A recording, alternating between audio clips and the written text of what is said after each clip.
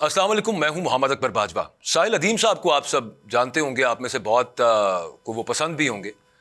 مجھے ان کی پرسنالٹی کہہ لیجیے، ان کے کام پر کچھ اعتراضات ہیں۔ کیس یہاں پر یہ ہے کہ ایک ان پر کیس ہوا ہے اور ایف آئی آر ان پر سندھ میں کراچی میں لانچ ہوئی ہے۔ انہوں نے کچھ ایسی سٹیٹمنٹ، کچھ ایسی باتیں سندھی لوگوں کے خلاف، سندھی قومیت کے خلاف، سندھی برادری کے خلاف کی جو کہ نہایت قابل اعتراض ہیں۔ مجھے بھی خیر وہ اچھی نہیں لگی۔ اس کے پیچھے ایک سائیکی کیا ہے، یہ ایک پیٹرن چل رہا ہے جو کچھ عرصے سے، اس سے پہلے وہ رضوان رضی صاحب سینئر ہیں ہمارے، وہ سندھیوں کے خلاف بول رہے تھے، ان پر بھی کیس ہوا اور پھر اس کے بعد انہوں نے معافی شافی مانگی۔ اب ساحل ادیم صاحب والا کیس کیا ہے؟ اس کے علاوہ وہ ایک اے سی صاحبہ والی ویڈیو آپ نے دیکھی ہوگی، لاہور میں ایک وہ کچی سی اے سی ہیں، کچی سے مراد ہے کہ وہ نئی غالباً سروس میں انڈکٹ ہوئی ہوں گی تبھی اے سی ہیں، ڈی سی بھی بن جائیں گی ویسے کسی دن۔ لیکن بہرحال ان کا جو طرز گفتار تھا ایک صحافی کے ساتھ، اور جو انہوں نے وہاں پر کیمرہ توڑوایا پہلے، پھر اس کے بعد اس کو اغوا کیا اور پھر اس کے بعد اس پر پرچہ کروایا، پھر حوالات میں رکھوایا گیا۔ اغوا میں کیوں کہہ رہا ہوں؟ اس وجہ سے کہ پولیس ان کو نہیں لے کے گئی۔ اگر ان کا اسکواڈ ان کو گاڑی میں لے کے گیا، ایک شخص کو لے کے گیا اپنے ساتھ اس کی مرضی کے خلاف، تو وہ اغوا ہے۔ خیر، ساحل ادیم صاحب سے میں سٹارٹ کر لیتا ہوں کہ صورتحال کیا ہے۔ ساحل ادیم صاحب کے خلاف جو کیس ہے وہ کراچی میں ایک وکیل صاحب ہے، انہوں نے کروایا، اور اس میں انہوں نے کہا کہ میں بار روم میں بیٹھا ہوا تھا، یہ ایف آئی آر کا متن ہے۔ اور وہاں پر میرے ایک دوست نے مجھے واٹس ایپ میسج بھیجا جس میں ایک ویڈیو تھی جس میں ساحل ادیم نامی شخص سندھیوں کے خلاف کچھ باتیں کر رہا تھا، اور وہ بات کرتے ہوئے، یہ میں آپ کو ایگزیکٹ کوٹ اینڈ کوٹ سنا دیتا ہوں کہ وہ کیا کہہ رہا تھا۔ انہوں نے کہا کہ جناب انہوں نے سندھیوں کی غیرت کو للکارا، اور ساحل ادیم نے کہا کہ غزوہ ہند نہیں بلکہ غزوہ سندھ ہی کر لیں۔ اب ساحل ادیم صاحب ایک مذہبی اسکالر ہیں، مجھے تو یوں ہی معلوم ہوتا ہے، ٹی وی چینلز کے اوپر ان کو مذہبی مباحثوں میں بلایا جاتا ہے، اور غزوہ ہند آپ میں سے جو لوگ جانتے ہیں ان سے معذرت کے ساتھ، جو لوگ نہیں جانتے ان کے لیے بیان کر دوں، ایک اس کو روایت کیا جاتا ہے ایک حدیث کے ساتھ کہ کوئی یہاں سے ہند سے کوئی فوجیں ہوں گی جو آخری وقت میں غالباً مڈل ایسٹ میں کوئی جنگ ہوگی جو آرماگیڈن ہوگی، وہاں پر جائیں گی۔ سب سے پہلے تو اس حدیث کی جو صحت ہے اس پر کافی سارے سوالات ہیں۔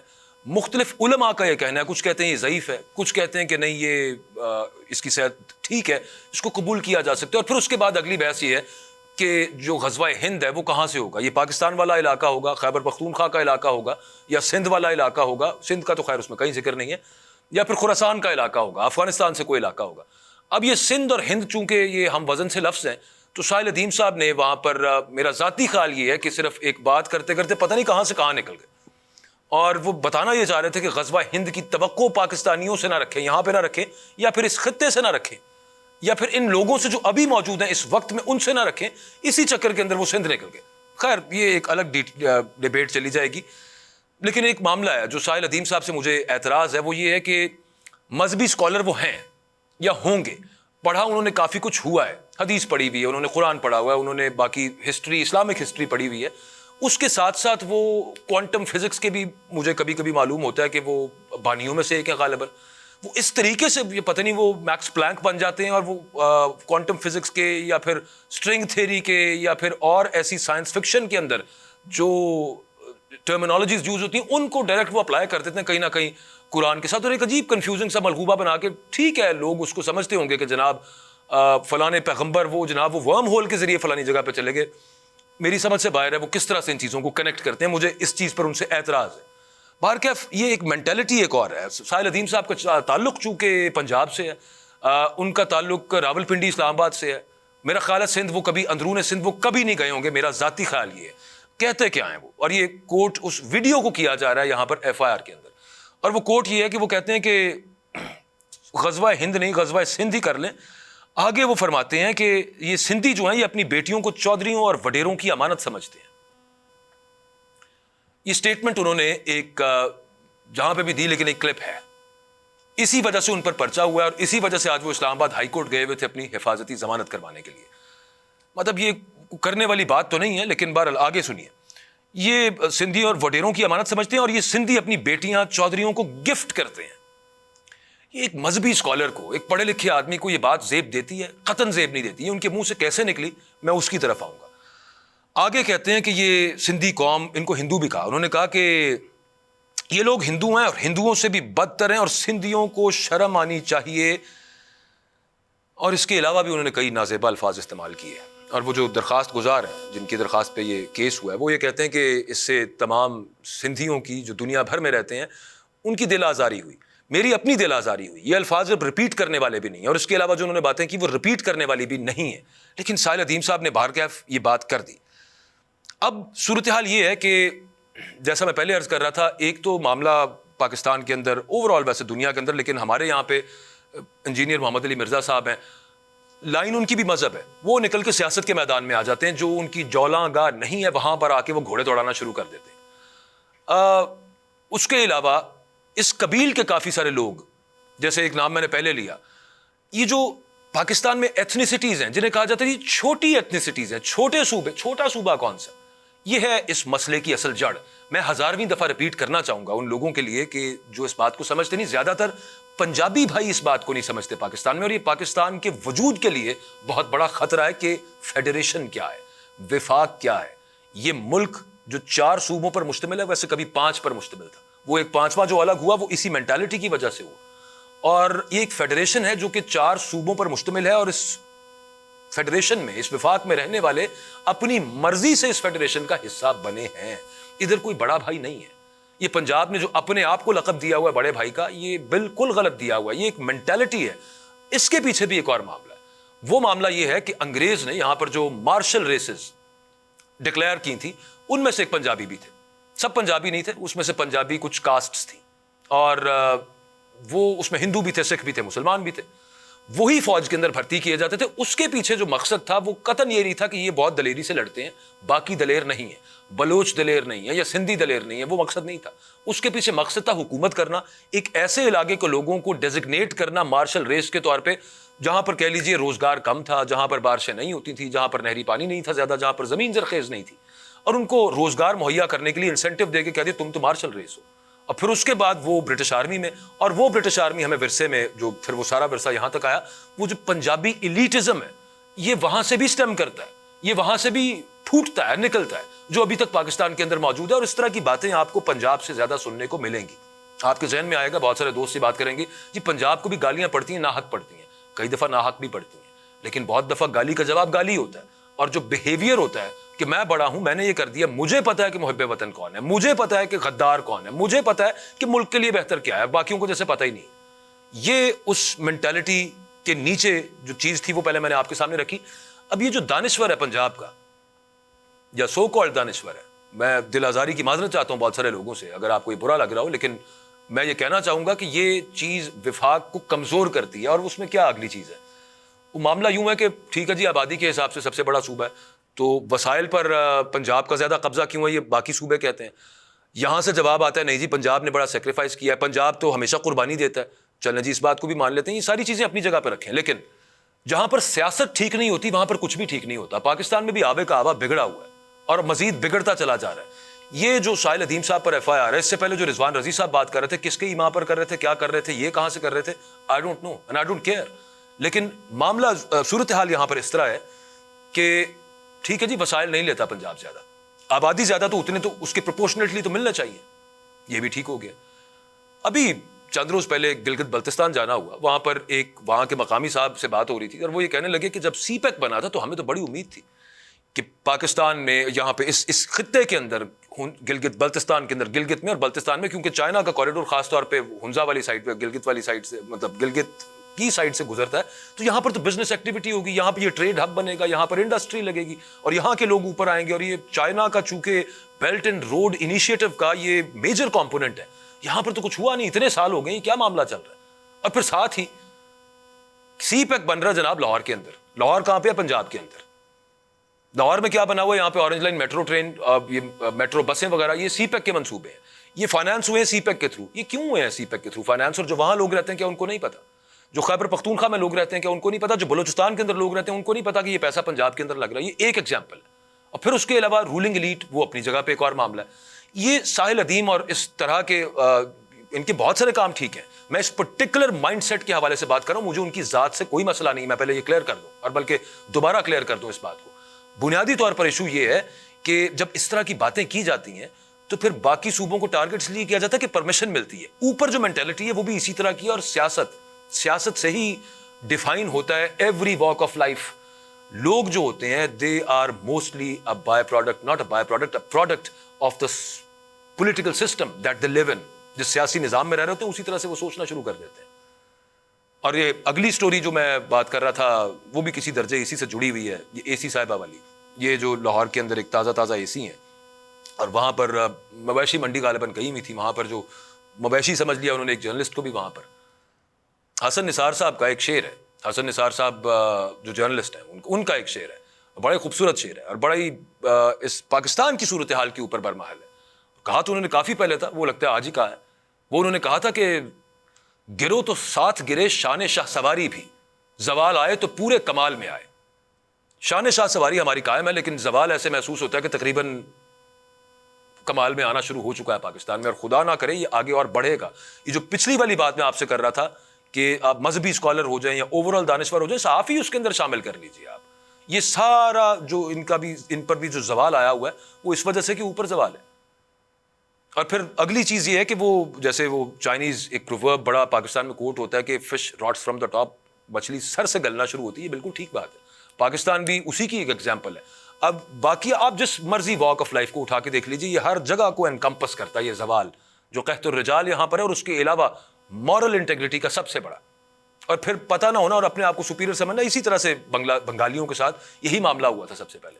اور پھر یہ بات میرے ایک پرانی بات ذہن میں آگے میں اس کو کنٹینیو کروں گا. یہ جو وہ کہتے ہیں کہ یہ جو الزام انہوں نے گھٹیا قسم کا یہ لگایا کہ جناب وڈیروں کی امانت سمجھتے ہیں, ان کو یہ دے دیتے ہیں, یہ آج تک کہیں رپورٹ تو نہیں ہوا, نہ وہ کبھی سندھ گئے ہوں گے. ہاں وڈیرے یا چودھری ان کی جو بدماشیاں, یہ جو کان ٹوٹے ٹائپ کے یہ لوگ ہوتے ہیں, جو ان کی چیرہ دستیاں ہیں, یہ ایگزسٹ کرتی ہیں. یہ پنجاب میں بھی ایگزسٹ کرتی ہیں, سینٹرل پنجاب میں بھی کرتی ہیں, سدرن پنجاب میں بھی کرتی ہیں. اس کے بارے میں بات نہیں کریں گے کیونکہ وہ اس لیے ایگزسٹ کرتی ہیں کہ ان کی سرپرستی کون کر رہا ہے یہ کہنے کی ہمت نہیں ہے کسی نے. اب وہی بیوروکریسی, اسی کو ساتھ رکھیے, بڑا امپورٹنٹ. یہ اے سی صاحبہ جو ہیں ان کا جو کیس ہے, بنیادی طور پہ لوگ حیران ہو رہے ہیں, بڑی بحث ہو رہی تھی جناب یہ کیا, یہ دیکھیں غصہ بنیادی طور پر کر رہے تھے. یہ جو پاکستان میں فالنگ سٹینڈرڈ آف ڈیموکریسی ہے, جو ایک مونارکی ہے, یہ اس کی ایک سمپل سی ایگزامپل ہے. اور اوپینینیٹڈ اور انالیٹیکل یوتھ نوجوان جو ہیں وہ اب سول سروس میں نہیں آتے. وہ میں آپ کو ڈیٹے سے بتاتا ہوں ابھی تھوڑی دیر میں.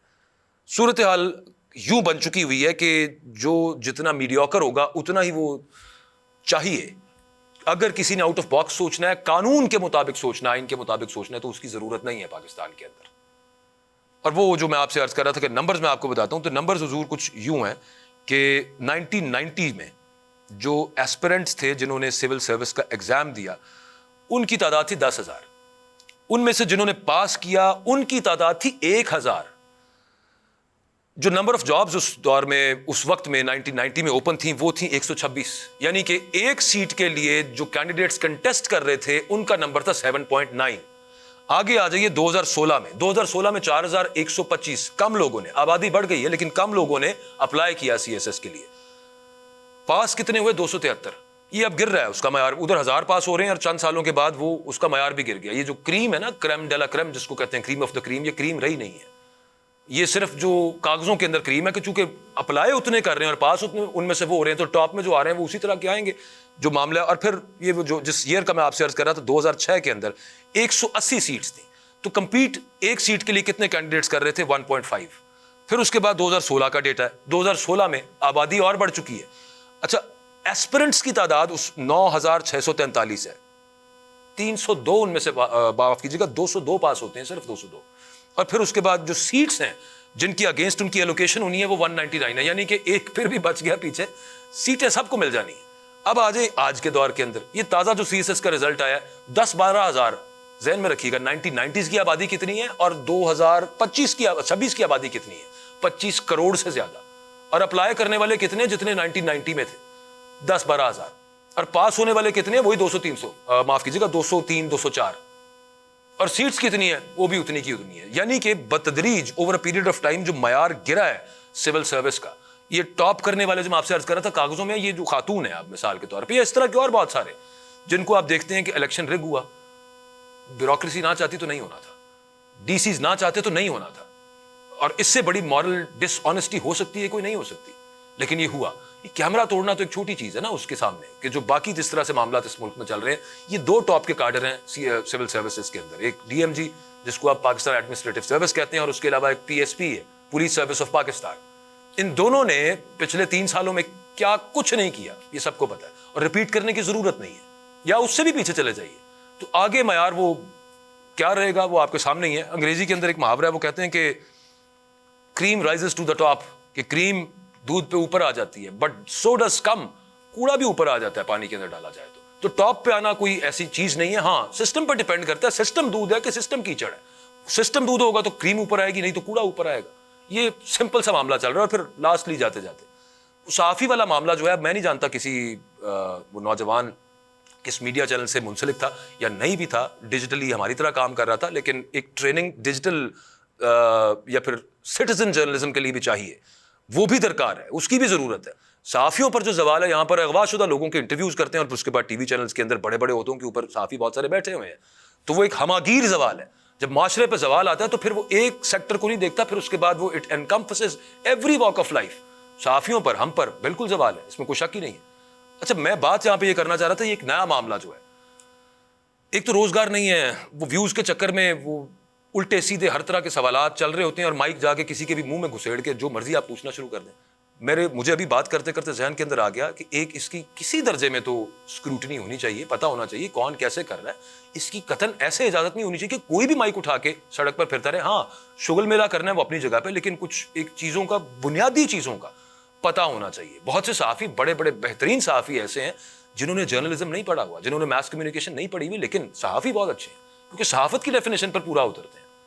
سو یہاں پہ یہ جو ڈیجیٹل، آپ اس کو مائک جرنلزم جس کو میں کہوں گا، خواتین مجھے زیادہ تر نظر آئیں، اور پچھلے چند عرصے کے اندر مجھے کچھ کیسز ایسے نظر آئے ہیں ڈفرینٹ خواتین کے.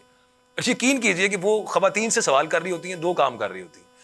ایک وہ کلپس ہیں، ایک وہ جا کے پوچھ رہی ہوتی ہیں کہ آپ ڈیٹ پہ کیوں آئی ہوئی ہیں، کسی لڑکے کے ساتھ کیوں ہیں.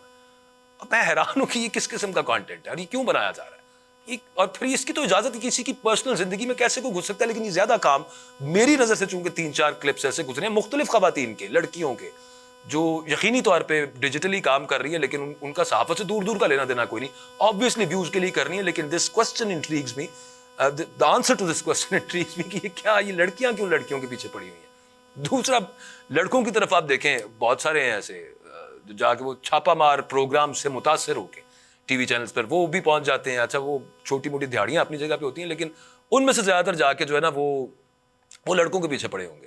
وہ کسی جا کے چرسیوں کے انٹرویو کر رہے ہوں گے کہ تم یہاں بیٹھ کے چرس کیوں پی رہے ہو، تم بھنگ کیوں پی رہے ہو، تم شراب کیوں خرید رہے ہو. عجیب سا ایک وہ صورتحال یہ سب معاملہ چلا ہوا. اور پھر جاتے جاتے میں ایک اور بات، 2 نمبری کی بات چونکہ ہو رہی تھی نا، اوور آل ہی 2 نمبری کی بات ہو رہی تھی، زوال کی بات ہو رہی تھی. یہ پنکی جو ایک کوکین ڈیلر ہے، عام سی ڈیلر ہے، جس کا میں نے آپ سے ذکر کیا تھا چند روز پہلے کہ ڈیلر ہے، کوکین کوئین نہیں ہے، کوکین ڈان نہیں ہے، پاکستان کی سب سے بڑی ڈیلر نہیں ہے، ایک ساڈی سی ڈسٹریبیوٹر تھی جس کو اتنا بڑا ہوا بنایا ہوا تھا. اس کی ایک لسٹ نکلی اس کے کلائنٹس کی. اچھا، وہ کلائنٹس کی لسٹ میرے پاس بھی آئی، وہ میں نے پڑھی. وہ بڑی تفصیل کے اندر وہ لسٹ لکھی گئی ہے کہ مطلب نام بھی لکھا گیا ہے، نمبر بھی لکھے گئے ہیں، آئی ڈی کارڈ نمبر بھی ہیں، اور ایڈریسز بھی ہیں کئیوں کے اندر. پوری فائل ہے ایک ایک بندے کی جو اس کے کلائنٹس ہیں. سندھ پولیس نے چونکہ کہہ دیا نہیں جی یہ لسٹ جعلی ہے، جس پر مجھے شک ہے کہ وہ لسٹ جعلی نہیں ہے، وہ لسٹ اوریجنل لگتی ہے. اور اگین اس کے اندر پھر اگین بڑے بڑے نام، اس میں بیوروکریٹس بھی ہیں، اس میں پاورفل لوگ بھی ہیں، اس کے اندر کیا اس کو آپ کے پولیٹیشنز بھی ہیں، اور پھر بڑے بڑے بزنس مین بھی ہیں. یہ تمام وہ لوگ ہیں جو پالیسی بناتے ہیں پاکستان کی. کسی نہ کسی درجے میں ان کا بہت عمل دخل ہے. ایلیٹ کی بات ہو رہی ہے نا، کیونکہ یہ سستا نشہ تو ہے نہیں، کرنے والے بھی امیر لوگ ہیں. اب یہ امیر لوگ ہر طرح کا کام پاکستان میں وہ یہ کرتے ہیں جس کو آپ یہاں پہ انلیگل کہیں گے. یہ ذاتی محافل کے اندر بیٹھ کے اس بارے بات کرتے ہیں کہ پاکستان میں اگر ٹورزم لانا ہے، پاکستان کو اگر کھولنا ہے، پاکستان بڑا خوبصورت ہے، پاکستان میں جگہیں دکھانی ہے، تو یار یہاں پر جب تک بارز نہیں ہوں گی تو معاملہ کیسے چلے گا. یہاں پہ یہ ذاتی محافل میں بیٹھ کے بات کرتے ہیں. لسٹ کے اندر سامنے آتا ہے کہ جناب یہ 2 چیزیں چونکہ دے گو ٹوگیدر، یہ نشے جتنے، یہ جس کو آپ کہہ لیں شراب ہو گئی اور اس کے ساتھ سبسٹنس، کوئی بھی نشہ اور سبسٹنس، یہ سبسٹنس کی لسٹ میں جو اتنی بڑی نام سامنے آئے ہیں، پھر اگین اوپنلی وہ کبھی یہ بات نہیں کریں گے، کبھی یہ ڈیبیٹ نہیں کھولیں گے. اس کی وجہ بھی سادہ سی ہے. اس کی وجہ یہ ہے کہ وہ جو ادھر مسلط کیا ہوا ہے اپنی مرضی کا ٹوسٹ کر کے ورژن مذہب کا، اس کے تھرو رول بھی کرنا ہے. اور پھر دوسری طرف لیکن وہ ایک ایسا پیراڈاکس بن گیا ہوا ہے، ایسا کیچ 22 بن گیا ہوا ہے کہ وہ پریشان رہتے ہیں کہ کریں کیا اس سب معاملے کا. لیکن پھر انہیں سمجھ نہیں آتی کہ اس پر اب بولیں گے تو پھر فلیک آئے گا تو پھر ساتھ یہ ہوگا کہ ہمارا جو گرپ ہے وہ کمزور ہوگی. سو اوور آل میں آرگیومنٹ صرف یہاں پہ ختم کرنا چاہ رہا تھا کہ ہر جگہ کے اوپر اور انکلوڈنگ آر سیلوز. پاکستان زوال کا شکار ہے. ابھی اگر کہیں پہ رک جائے کسی طرح سے معاملہ، اور لیکن یہ ٹاپ سے رکے گا، سیاست ٹھیک ہوگی، اس کے بعد یہ سب کچھ ٹھیک ہوگا، وگرنہ ٹھیک نہیں ہونے لگا. اجازت دیں، اللہ حافظ.